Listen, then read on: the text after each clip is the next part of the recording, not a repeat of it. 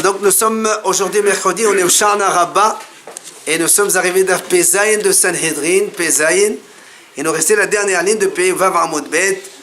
Alors on a vu dans la Mishnah, on parle donc du Zaken Mamré, rappelez-vous, le sage rebelle donc qui contredit le grand tribunal rabbinique. Alors la Gemara nous ramène justement le pasuk de la Torah qui parle de cela. Gemara Tanu Rabbanan Chachamim enseigne qui est palé memecha davar.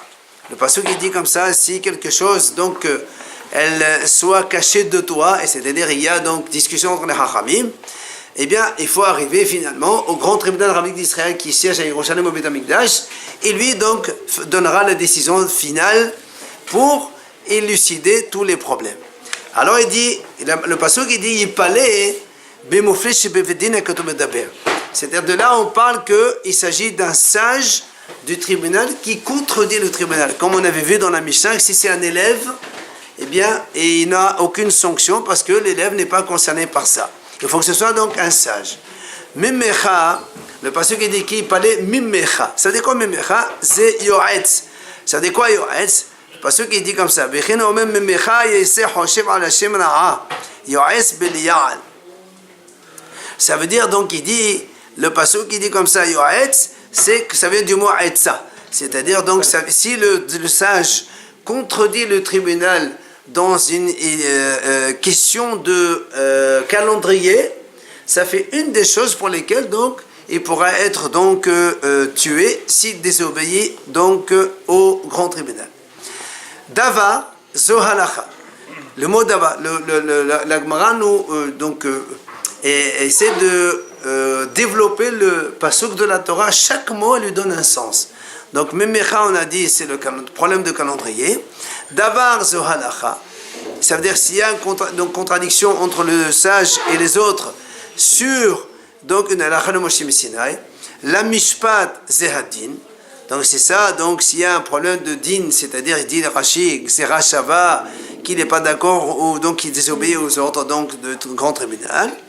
Ben dam les dames, s'il y a donc une contradiction entre lui et les autres, entre dam nida, dam leda, dam ziva, soit le sang d'une femme nida, est-ce qu'il est pur ou impur, le sang d'une accouchée, est-ce qu'il est pur ou impur, ou encore dam ziva, donc à l'époque donc il y avait deux cycles chez la femme, un cycle de nida, un cycle de ziva, on en verra tout à l'heure donc dans la suite.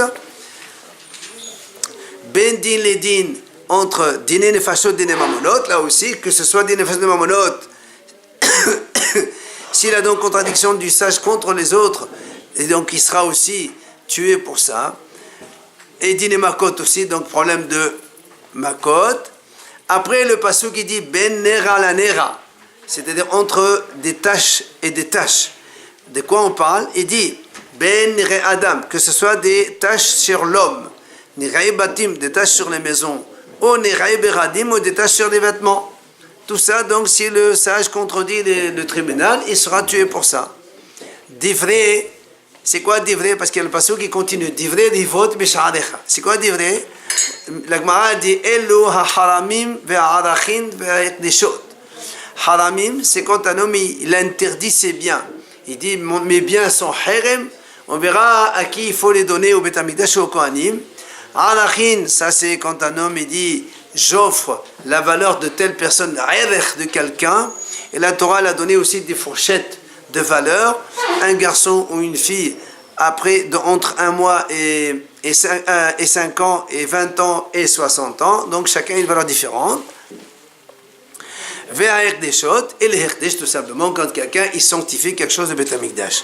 Là aussi, on verra donc la discussion entre un sage et les autres, et l'autre est le grand tribunal rabbinique d'Israël. Rivot, donc la suite du pasuk, Rivot c'est les disputes, de quoi on parle? Zo hashra'at sota ba'arifat irla betaharat mesora. C'est le fait de faire boire à la femme sota, ou bien arifat irla, donc quand on trouve un mort en dehors de la ville, on ne sait pas qui l'a tué, on fait donc fendre une génisse, la ville la plus proche, là aussi on en parlera. Betaharat mesora, la purification d'un lépreux. Là aussi, si c'est sujet à problème entre lui, le sage, et le grand tribunal d'Israël, là aussi, il sera étranglé pour ça. Enfin, Bish'arecha, zo leket shecha ofea. C'est les problèmes de leket, la cueillette, Shekha, c'est l'oubli. Quand on oublie des détails, il faut les laisser aux pauvres. Et PA, c'est le coin qu'on laisse pour le pauvre dans le champ. Vekamta, le pasuk dit Vekamta ve'alita. Alors Vekamta me betedin. C'est-à-dire tu te lèves du Bédidin de la ville où il se trouvait. Ve'alita, et tu vas monter en Israël. Melamed, shebet amirdash gavoah me'eres Israël. Puisque la dernière station, c'est le grand tribunal de Beth Amikdash. Et le Torah a dit Ve'alita, tu montes. De là, la Gemara déduit que le Beth Amikdash, il est plus haut que tout Israël. Entre parenthèses, on nous apprend Israël, que la terre, donc le pays d'Israël, il est haut plus que tous les autres pays. El Hamakom, Melamed, Shehamakom Gorem. La Gemara a dit, puisque la Torah a dit Ve'alita El Hamakom, de là on apprend que c'est l'endroit qui est Gorem. C'est-à-dire c'est seulement l'endroit où il y a le Beth Amikdash, où il y a le tribunal, donc le grand tribunal de 71 juges qui siègent là-bas. C'est lui qui fait qu'on peut avoir cette notion de Zaken Mabré, un sage rebelle.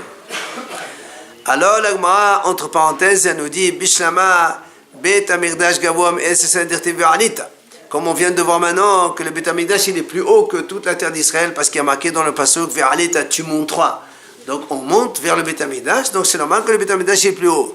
Mais Ella Eretz Israël Gavoa Mekol Ha'arashot Menale, d'où tu sais que le pays d'Israël il est plus haut que toutes les autres terres. Alors la Gemara ramène un pasuk d'Ertiv, Lachen Hene Yamim Ba'im Neom Hashem. Voilà, des jours vont arriver par an d'Hashem.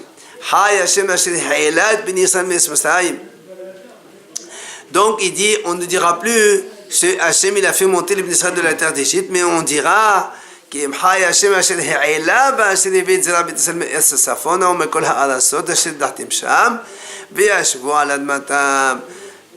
et donc là-bas on dira que Hashem il va faire monter toute la diaspora, donc tous les Israël donc situés de partout, il va les amener en Israël. Et comme il y a marqué là aussi, il montera, il fera monter.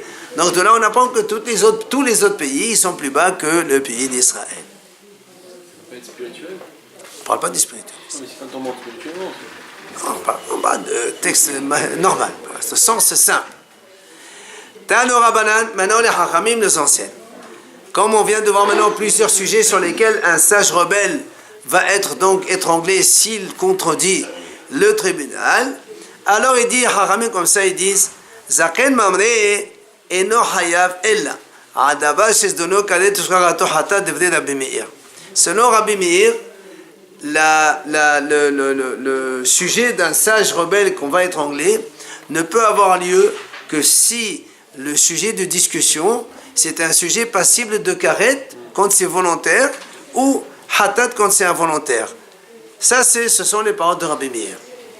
Rabbi Yehuda Omer Adava she'echado medevde Torah ou fedosho medevde Sofrim. Rabbi Yehuda il dit non, pas forcément. Sur toute chose dont le sujet principal est marqué dans la Torah et dont l'explication a été donnée par les Hachamim, là aussi il peut y avoir donc discorde entre le sage et le grand tribunal, et si le sage ne se plie pas, on l'étranglera. Rabbi Shimon il rajoute encore plus, même, et ne serait-ce qu'un sujet seulement des Hachamim qui ont fait une déduction à partir de quelque chose, s'il se met en désaccord avec le grand tribunal, là aussi le sage, on le tuera pour ça. Donc on a trois avis ici, Rabbi Meir, Rabbi Yehuda et Rabbi Shimon. Via la Gemara dit, Ma'etama de Rabbi Meir. Pourquoi Rabbi Meir il a dit que c'est seulement un sujet passible de carré, de retranchement? Alors la Gemara répond, Gama Dava Dava. Parce que Rabbi Meir il a fait Gzira Shava. C'est marqué chez nous, Ktibacha ki palem memecha davar la mishpat. Il y a marqué le mot davar. Pour Ktibatam, et dans un autre sujet justement, c'est marqué Vene'alam davar me'aineha kahal. Là-bas, à propos de quand il y a le tribunal, il se trompe, il donne une halakha, et il fait donc tromper tout l'Israël. Là-bas, marqué Vene'alam davar me'aineha kahal. Les gens, ils se font donc, ils se trompent par la décision d'un tribunal, ils font un péché. Alors il dit, là-bas on dit que le tribunal c'est lui qui va amener un bœuf pour tous les péchés d'Israël. De la même façon que là-bas il s'agit d'un péché dont le volontaire c'est retranchement et l'involontaire c'est passible de korban hatat. Là aussi la même chose, donc l'exéra Shabbat, on fait la même chose que là-bas. Ça c'est donc l'avis de Rabbi Meir. Maintenant, Rabbi Yehuda, pourquoi il dit non? Mais ça suffit qu'il y ait un sujet de la Torah et expliqué par les Hachamim. Il dit Alpi HaTorah Asher Yurucha Ad Deika Torah Viurucha. Parce que là-bas, le pasuk il dit selon la Torah que les sages te montrent. Alors c'est pour ça lui il dit il y a marqué le mot Torah, il y a marqué que les sages y montrent. N'importe quel sujet qui est marqué dans la Torah que les sages t'expliquent, eh bien, s'il y a discorde, le sage sera tué s'il désobéit au grand tribunal rabbinique. Enfin, Rabbi Shimon, il dit, comme lui il a dit, même une déduction des Hachamim, ça suffit, parce que le pasuk il dit là aussi,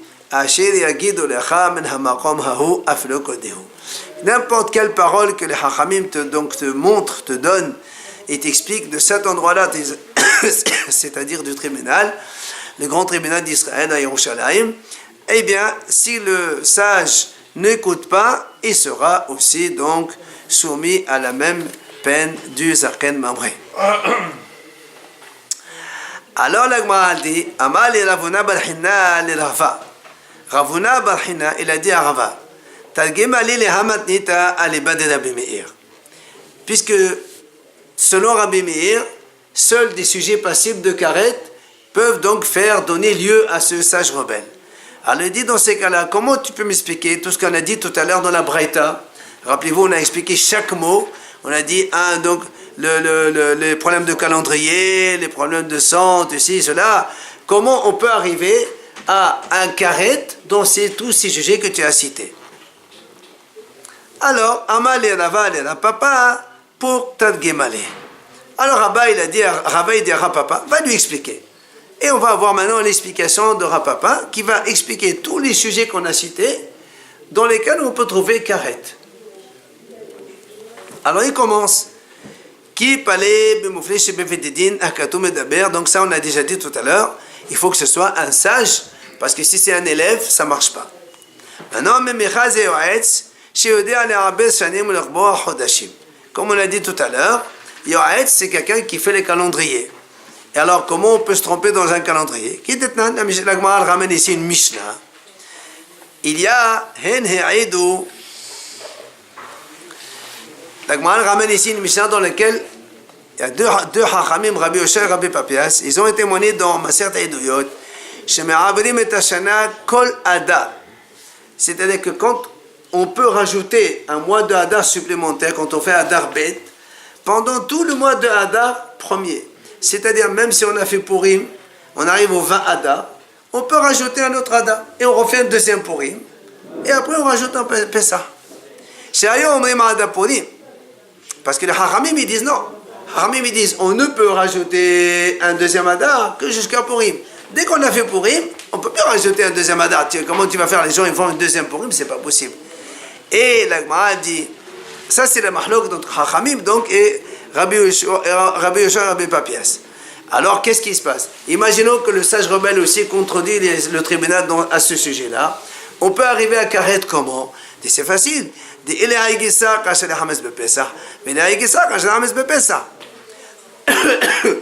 Si on dit que, imaginons qu'on rajoute un mois de Hadar après Purim.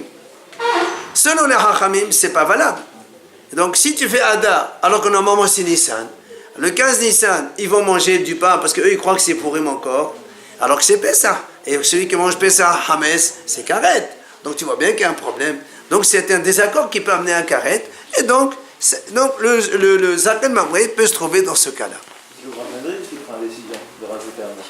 Oui, mais justement, mais là, à l'époque, justement, c'est ça le problème, c'est que si le sage désobéit au grand tribunal, quand ils disent non, oublie, eh bien, c'est ça où on peut avoir un carré. Oui, d'accord, il ne peut pas avoir une influence sur l'ensemble de... Non, non, mais c'est lui, il décide, nous on a dit, dès qu'il montre l'alha à quelqu'un, déjà c'est suffit. Davar, après on a dit le deuxième mot du pasuk, Davar. On a dit, Zalacha, c'est Alacha le Moshe Messinai. Zo alachot ahad asa. La Gemara a dit, c'est la question du 11. Rappelons, qu'à l'époque d'avant, la femme nida, c'est pas comme aujourd'hui, donc la halakha est complètement différente. À l'époque d'avant, la femme nida, elle avait 7 jours de nida et 11 jours de ziva, ce qu'on appelle zava. C'est-à-dire, pendant les 7 jours de nida, si elle saigne, donc il n'y a pas 7 jours de propreté, donc si elle est impure pendant, donc si elle saigne pendant la nida, d'accord, elle est nida, mais si elle saigne pendant la période de 11 jours, si elle saigne un jour ou deux, elle attend un seul jour de propreté et elle trompe, elle va au mikvé et elle est pure. Mais si elle saigne pendant 3 jours, c'est là où elle doit compter 7 jours de pureté et après elle fait le mikvé. Maintenant, il dit ça là-bas, il mahloket, dit-ma, la Gemara ramène ici mahloket entre Rabbi Yochanan et Rish Lakish. Asiri, Rabbi Yochanan aman asiri ki tsheu, Rabbi Shimon aman asiri had asa. Si maintenant la femme elle est dans la période de 11 jours, si le 10 elle saigne, comme normalement, si on doit attendre 3 jours, parce que nous on dit il faut qu'elle saigne 3 jours, 10, 11, le 12e jour ça n'existe pas, puisque quand après le 11 on rentre dans la période Nida. Alors selon Rabbi Yochanan, lui il dit ah c'est Rikitshiri, même si elle saigne le 10, on compte le 10 et le 11, même si après on finit pas le compte, eh bien, parce qu'après on rentre dans la période Nida, eh bien c'est rien, on le compte quand même comme 2 jours de saignement. Mais Rabbi Shimon a dit non, si elle saigne le 10, c'est comme si elle a signé le 11e jour, et donc ça fait qu'un jour, on n'a pas besoin donc d'attendre 2 jours après, puisqu'on rentre dans la période suivante. Et donc, l'Agma a dit comme ça, Rabbi Yochanan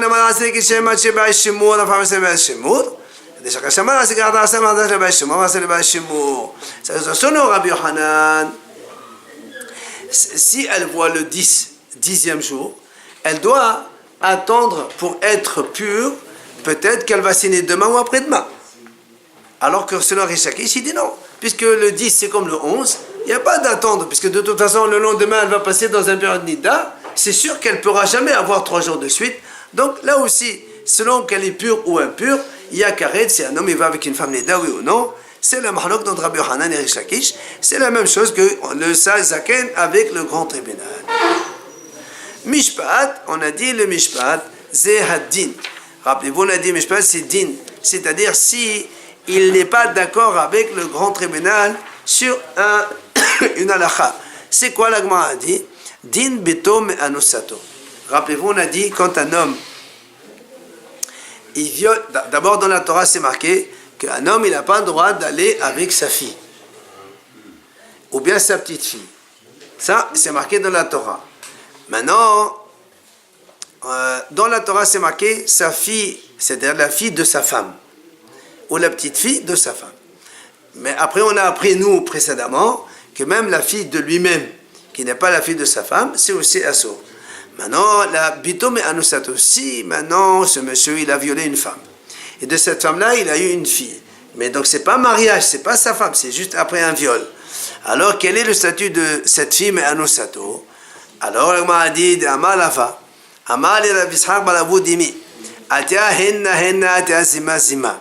C'est-à-dire on apprend henna henna xera shava. Comme il y a marqué à propos de la fille de la femme, il y a marqué henna, et après il y a marqué zima pour la fille de sa femme aussi. Hachamim disent on fait xera shava, et de là-bas on apprend que la fille de la femme violée, elle a le même statut que la fille de sa femme, qui est vraiment donc la fille de sa femme après mariage. Et donc, ça c'est la Xera Shava qu'on fait. Et donc maintenant, si le Zaken, il dit, moi je n'ai pas appris la Xera Shava, je ne la connais pas, alors peut-être que lui, il dirait qu'un homme, il aurait le droit d'aller avec la fille d'une femme violée. Donc ça fait partie d'un désaccord pour lequel le Zaken Mamre mériterait d'être donc Hayav Karet. Pardon. Voilà, c'est un sujet qui est Hayav Karet, pour lequel le Zaken Mamre va être étranglé s'il continue dans son désaccord avec le Bédin. Après, on a dit Ben Dam les Dam. Rappelez-vous, on a dit il y a 3 sortes de sang: Dam Leda, Dam Leda et Dam Ziva. Alors, Agma va expliquer les trois sujets. Dam Nida, le sang d'une femme Nida. C'est quoi? Il dit l'Agma, Biflourta, Aqabia, Ben Halal El Valabanan. C'est une mahlok d'entre Hachamim et Aqabia Ben Halal El. C'est quoi? Dites-nous, la Mishnah l'enseigne là-bas dans Masechet Nida. Dam Hayarok, c'est-à-dire si la couleur du sang elle est verdâtre. Selon Aqabia Ben Halal El, c'est du sang Nida, Metame. Hachamim, pardon. Hachamim, eux, ils disent Tahor, donc c'est pas Nida. Donc là aussi, c'est le même désaccord entre le sage avec le grand tribunal. Et ça peut être sujet à karet, puisque si quelqu'un, si lui, il dit que c'est Tahor, que le Bedin, il dit que c'est Tamé, et lui, il va avec sa femme alors qu'elle est Tmea, donc c'est karet. Dam Leda, maintenant le sang de l'accouchement, c'est quoi cette histoire-là donc? Il dit Biflourta de Rav et Lévi. C'est une marloquette entre Rav et Lévi. C'est quoi cette marloquette? Dites-moi. Rav Amar, Marian et Hadhu. Rav dit, en fait, la femme, elle a un seul conduit. Le même conduit. Parce que nous, on sait que la femme, à l'époque d'avant, quand elle accouche, par exemple, un garçon, pendant 2 semaines, elle a du sang impur. Et après, pendant 33 jours, non, pour un garçon, 7 jours impurs et 33 jours purs. Et pour une fille, 14 jours impurs et 66 purs. À l'époque d'avant, c'est plus d'actualité aujourd'hui. Maintenant, Ravi dit, le même conduit de la femme fait sortir le sang pur et fait sortir le sang impur. Alors que, donc, donc pendant les 7 premiers jours, la Torah dit que c'est tamé, impur, et après la Torah dit que c'est pur, c'est comme ça. Alors que Lévi, lui, Amash, Lévi dit non, il y a 2 conduits différents. Un pour le sang impur et un pour le sang pur. C'est-à-dire pendant les 7 premiers jours, c'est le sang conduit impur qui coule. Après, il se ferme. C'est un deuxième conduit de sang pur qui coule. Donc, c'est 2 choses différentes. Alors, le problème là-bas, il dit Chachamim, imaginons si la femme, entre le 7e et le 8e jour, elle coule de façon permanente. Selon celui qui a dit que c'est le même conduit. Donc, ça, on comprend qu'il y a une séparation entre les 7 jours et après. Donc, ça c'est pur, ça c'est impur. Mais selon l'autre qui dit c'est 2 conduits différents, si on voit que l'autre il coule en permanence, donc ça veut dire qu'il ne s'est pas encore fermé. Donc, il va dire que le sang qui provient, il est impur, alors que l'autre il dit pur. En fait, il y a contradiction à ce qu'il dit pur ou impur. Et là aussi, c'est sujet à karet. C'est la discussion entre Rav et Lévi. Et c'est la même discussion que pourrait avoir le Zaken, le sage, avec le grand tribunal. Donc, Vélévi Amal, Shne Mayanot Hen, donc il y a 2 sources conduits différents. Nestam Hatame, Neftah Hatahor, Nestam Hatahor, Neftah Hatame. Donc, comme on a dit, quand le conduit impur se ferme, c'est le pur qui s'ouvre et le contraire aussi. Dame Ziva, maintenant, dans le sang de la femme Ziva, c'est quoi? Biflourta de la Beleaz et la Beouchoua. Ça aussi, il y a une mahlok dans Rabbi Elazar et Yoshua. Dites-nous, comme la Mishnah l'enseigne, elle dit si une femme, elle se trouve dans sa période de 11 jours de donc Ziva, et elle va accoucher, elle a 3 jours de contraction pendant cette période-là. Après, si elle a 24 heures de repos, c'est-à-dire il n'y a pas de contraction, et après elle accouche, Rabbi Elazar dit, donc ça prouve que les 3 jours de contraction qu'elle a eu auparavant, d'accord, ça veut dire qu'elle est Zava, elle est encore Zava, puisqu'il y a une interruption de 24 heures, ça n'a rien à voir l'accouchement avec le Zav, parce que si c'était 3 jours de contraction suivis d'accouchement, on va dire que les contractions sont dues à l'accouchement. Mais là, comme il y a eu 24 heures d'arrêt, donc les 3 jours, c'est un rapport avec la femme Zava. Mais Rabbi Yoshua dit non, c'est pas 24 heures. Laila Viyom. Il faut que ce soit une nuit entière et un jour entier. Quel est le Shabbat Viyomo? Comme un Shabbat, ça commence le vendredi soir toute la nuit et le Shabbat la journée qui suit. C'est pas 24 heures. C'est pas de midi jusqu'à midi. Et selon Rabbi Yoshua, et lui il dit en fait, quand la femme elle se calme, quand on a dit il y a eu 24 heures de répit, enfin lui il dit que c'est pas 24 heures, c'est une journée, c'est un répit de douleur. pas de sang. Ça veut dire que même si elle saigne encore, c'est le fait qu'elle se calme, elle n'a plus de contraction, elle n'a plus de douleur, mais pas au niveau de saignement. C'est donc la différence entre Rabbi Yoshua et Rabbi Eliezer. Donc là aussi, si tu dis que la femme elle est zava, donc elle doit apporter korban après l'accouchement, donc de korban de zava. Et si elle n'est pas zava, elle est accouchement, c'est autre chose. Donc c'est deux statuts complètement différents. D'accord? Entre donc l'interruption, voilà, soit tu dis qu'elle est zava, soit tu dis selon Rabbi Yoshua, c'est l'accouchement. Et parce que quand il y a un accouchement, rappelez-vous, on a dit il y a 7 jours d'impureté, après il y a des jours de pureté. Elle n'a pas besoin de compter rien du tout. Alors que si elle est zava, on a dit 3 jours de zava, après il faut qu'elle compte 7 jours de pureté. Alors donc c'est un problème complètement différent. Si la femme accouche par exemple un garçon, après 7 jours, selon Rabbi Yoshua, eh bien, il peut aller avec sa femme, elle n'est pas considérée comme zava, alors que selon Rabbi Eliezer, non, elle est zava, il faut qu'elle attende 7 jours de pureté. Donc tu vois, complètement différent, c'est un problème de carré complet là. Après l'accouchement, les 33 ou 66, c'est que même s'il y a du sang, c'est caché. Absolument, c'est le sang pur. Après, on a dit ben din les din. C'est quoi ben din les din entre différents jugements, c'est quoi? Et on a dit ben din et mamonot, din et nefashot, din et makot. On va voir donc 3 sujets différents dans lesquels on peut arriver à karet. Din et mamonot d'abord. C'est quoi le problème d'argent? Il dit biflurta de Shmuel et Rabbi Abaou. C'est une mahloket entre Shmuel et Rabbi Abaou. C'est quoi la mahloket? D'Amar Shmuel, Shnaim Shedanu dinehem din. Ella Shnekre'in bid din hassouf. Rabbi Abaou Amalit Vedakol dinehem din. Il dit comme ça, Shmuel il dit comme ça, rappelez-vous, là aussi on a vu, quand il y a 2 messieurs qui font un jugement. Alors nous on sait qu'un tribunal minimum il est composé de 3. Shmuel a dit, s'il y a 2 qui font un jugement, il a dit c'est valable. C'est un bedin hatouf, c'est effronté de faire à 2 parce qu'il faut faire 3, mais le jugement il est quand même valable. Alors que Rabbi Abaou lui, il dit non, pas du tout. 2 qui font un procès d'argent, eh ben le jugement il est nul, il est considéré comme rien du tout. C'est quoi les conséquences? Imaginons que ces 2 messieurs, ils ont fait un procès, donc ils ont jugé le procès à Réhouven contre Shimon, et donc ils ont dit par exemple à Shimon, tu dois payer à Réhouven 1000 euros par exemple. Il le paye. Si on dit que le procès il est bon, alors il a le droit de prendre cet argent. Mais si on dit que le procès il est nul, l'argent qu'il a pris c'est du vol.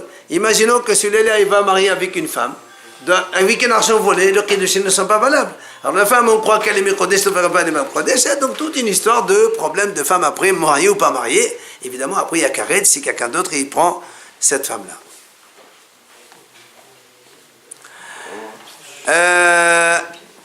Maintenant, dîner les fachot.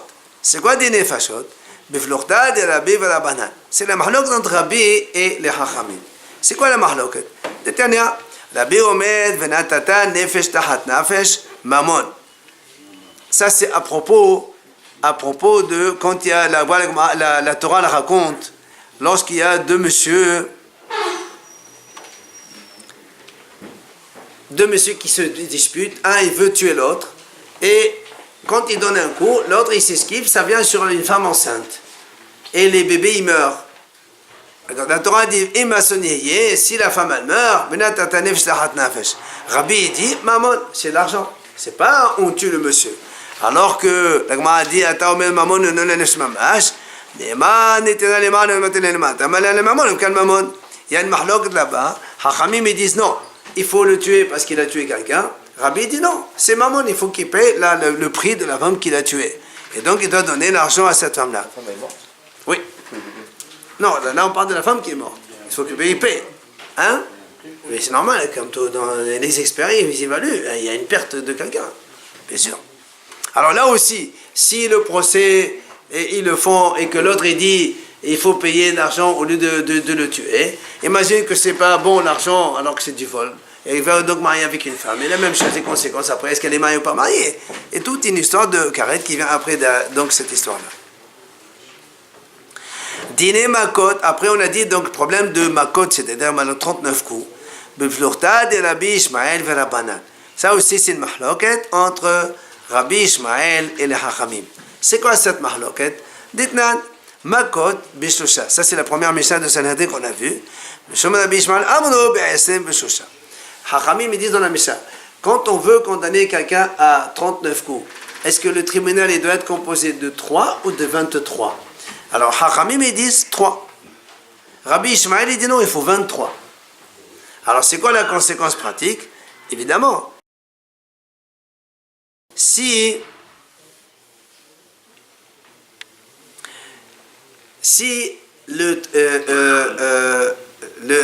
on fait un procès par 3 juges seulement, et les 3 juges, donc, ils décident qu'il faut frapper ce monsieur, et on le frappe.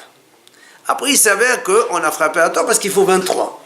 Donc, il faut qu'il indemnise d'avoir frappé. Quand on blesse quelqu'un, il faut l'indemniser. Mais si après, il s'avère que c'est faux, ils lui ont donné l'argent. Mais après, il s'avère que non. La halakha qu'avec 3, ça marche. L'argent qu'il a pris, c'est de l'argent volé, puisque normalement, il ne le mérite pas. Alors, il va épouser une femme avec un argent volé, la femme n'est pas mécontente, c'est le suivant qui va venir avec la femme, c'est encore problème de carré. Hein? Un jugement de 3 personnes, de 3 juges. Oui. C'est bon? Non. Nous, on a reçu le Rabbi Ishmael, il faut 23 pour Malkout. Pour Malkout. C'est pas arrivé les erreurs du tribunal. Hein? Les erreurs du tribunal, c'est pas arrivé. Très bien, mais c'est pour ça. Nous, on est en train de chercher comment on peut arriver à un carré avec un problème pareil. Après, on a dit ben nera la nera, entre des tâches et des tâches. C'est quoi les tâches? Ben re adam, neraï batim, neraï bradim. On a dit il y a des tâches chez l'homme, il y a des tâches dans les maisons, il y a des tâches dans les vêtements aussi. Là aussi, comment on peut trouver carré là-dessus? Là, moi, explique. Neraï adam, c'est quoi les tâches chez l'homme, les tâches de lèpre chez l'homme? Biflukta de Rabbi Yoshua et Rabbanan. On a dit c'est mahloket entre Rabbi Yoshua et les Hachamim. C'est quoi cette mahloket? Dites-nous, le Mishnah enseigne là-bas dans Negaim. Dites-nous, im bahet qadam le se'ad alavan tabe, im se'ad alavan qadam la bahet tahor. La Mishnah dit comme ça: si la tache sur la peau de l'homme, elle a précédé les poils blancs, parce que des fois il y a une tache, il y a des poils blancs qui poussent là-dessus. Alors si la tache elle est avant les poils blancs, alors la tache elle est impure. Mais si les poils blancs étaient avant la tache, alors c'est pur. Ça fait, quand c'est ça fait, on ne sait pas qui a été avant. Tamé, Hachamim dit c'est impur. Rabbi Yoshua Omer kiha, maï kiha, madaba kiha taho. Rabbi Yoshua il dit donc c'est taho. Alors là aussi, imaginons, il y a un mahlok, est-ce que ce monsieur il est tamé ou est-ce qu'il est taho? C'est donc il rentre au Beit Hamikdash. S'il est taho, il n'y a pas de problème. Mais s'il rentre au Beit Hamikdash alors qu'il est tamé, il est hayav karet. Là aussi, c'est problématique. C'est la même discussion que le Zaken Mabré, donc le sage rebelle, peut avoir contre le tribunal, le grand tribunal d'Yerushalayim. Neraï bati. Maintenant, les tâches dans les maisons. Là aussi, Biflokta de Rabbi Elazar ben Rabbi Shimon ve Rabbanan. C'est le mahlok d'entre Rabbi Elazar, le fils de Rabbi Shimon, et les Hachamim. Ça aussi, on l'a déjà vu avant. Dites-nous, le Mishnah dit, Rabbi Elazar ben Rabbi Shimon Omer, il dit comme ça. לעולם אין הבית המעט שיראה כשני גריסים על שתי אבנים בשתי כותלים בכן זווית, או כל כשני גריסים נחבו כגריס. Vous vous rappelez, nous on sait que pour une tache de lèpre sur une maison, il faut que la tache elle mesure minimum gris. Gris c'est à peu près une pièce de 10 centimes. 10 centimes à peu près. 1 à 2 centimètres. Maintenant, Rabbi Elazar dit, pour que la maison elle soit impure avec une tache de lèpre, il faut que la tache elle soit pas seulement sur un mur, mais sur 2 murs. Alors, pour que ça soit sur 2 murs, il faut qu'elle mesure, donc il faut qu'elle fasse 2 comme ça, 2 grises, un sur un mur et l'autre sur le mur à côté. Il faut qu'elle soit obligatoirement dans un angle. Ça, si on a comme ça seulement sur un mur, ou même 2 ou 3, c'est pas valable pour Rabbi Elazar, c'est pas impur, la maison n'est pas impure. Et alors il dit, quelle est la raison de Rabbi Elazar, Rabbi Shimon? Il dit parce que Ktiv Kir, Urtiv Kirot, et parce qu'une fois dans la Torah c'est marqué Kir, le mur. Une fois c'est marqué la tâche dans les murs. Comment tu peux avoir un mur qui est aussi 2 murs? C'est donc forcément un coin où il y a les 2 murs qui se rejoignent. Alors Rabbi Elazar il dit, il faut donc, Rabbi Elazar il dit, il faut que la tâche elle soit donc minimum 2 cm on va dire de diamètre, mais comme elle touche les 2 murs, il Il faut donc qu'il y ait 2 cm plus 2 cm, et là 2 cm dans les deux cas. Et donc ça c'est pour Rabbi Elazar, la maison elle est impure.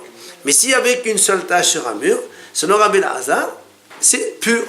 Alors que les Hachamim, eux, ils disent non, même ça c'est impur. Or, là aussi, le problème, un homme il rentre là-dedans, est-ce qu'il est impur ou est-ce qu'il est pur? Si après il rentre au Beit HaMikdash, c'est le même problème qui se pose, karet, s'il est impur, et sinon il n'est pas karet. Nerae Bradim, maintenant on arrive aux taches dans les vêtements. Là aussi, Biflurta de Rabbi Natan ben Abtulmous et Rabbanan. C'est une mahloket entre Rabbi Natan, le fils d'Abtulmous, et les Rabbanan. C'est quoi cette mahloket? D'Itania. La Gemara dit comme ça. Rabbi Natan ben Abtulmous omer, Minayin lifriha bivradim shehe tehora. Nous, c'est marqué que quand un homme, il a une tache, il est impur.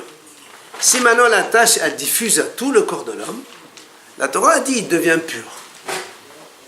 Alors on dit maintenant, il dit, Rabbi Natan ben Abtulmous. Donc on sait que c'est la même chose dans les vêtements. C'est-à-dire, un homme, il voit une tache sur son vêtement, le vêtement, il est impur. Mais si après la tache s'étale sur tout le vêtement, il dit, le vêtement, il devient tahor. D'où on sait ça? Il dit, parce que, comme il y a marqué les taches chez l'homme. Et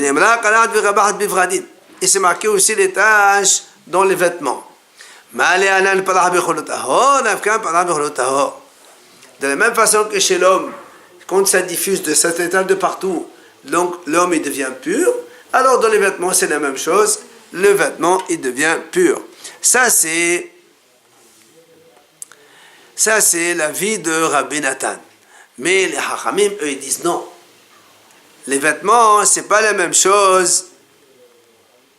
Exactement. Les vêtements, c'est pas la même chose que l'homme. Ça veut dire que selon les Hachamim, si le vêtement, il a une tache, il est impur. Et si la tache s'étale à tout le vêtement il reste impur. Du coup, celui qui a touché ce vêtement, selon Rabbi Natan, puisque le vêtement il a la tache de partout, il est pur, il peut rentrer au Beit HaMikdash. Selon les Hachamim, il est impur, s'il rentre au Beit HaMikdash, il arrive karet. Voilà le problème que le Zaken Mamré, donc là encore, le sage rebelle peut avoir, donc, contre, s'il désobéit au grand tribunal rabbinique, donc là aussi, il va être donc étranglé par la suite.